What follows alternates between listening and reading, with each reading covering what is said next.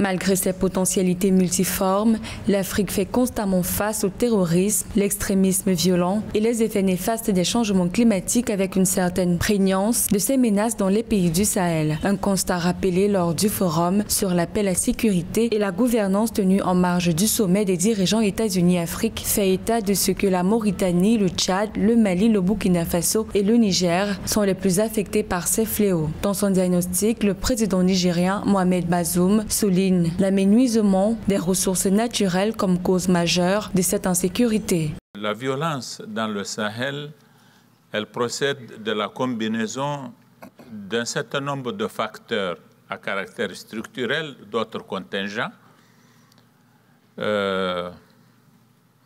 C'est une zone qui est parmi les zones du monde la plus impactée par le phénomène du changement climatique, qui a remis en cause un certain mode de vie qui avait cours, plus précisément le mode de vie pastoral. Les experts soutiennent en effet que les dérèglements climatiques tels que la sécheresse et les inondations demeurent des catalyseurs de mouvements migratoires massifs. Par ailleurs, la faible structurelle fondamentale des États engendre des inégalités dans le secteur de l'emploi, avec près de 70% de la main-d'œuvre employée dans le secteur informel selon des données officielles. Aussi, le Fonds pour la paix indique que près de 40% des populations sahéliennes vivent en deçà du seuil de pauvreté. La promotion de la bonne gouvernance apparaît ici comme une solution à ces problèmes. Nous avons considéré que ce fléau, pour y faire face, il faut combiner diverses actions.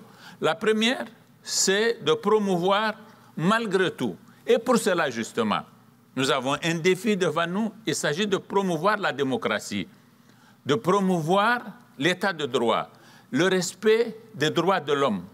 Combinons cela avec un renforcement des capacités de notre armée. Les observateurs indiquent par ailleurs que ces situations précaires sont à l'origine des derniers coups d'État qu'ont subis les pays du Sahel ces 2 dernières années, avec pour plus récent le coup d'État du 30 septembre 2022 au Burkina Faso.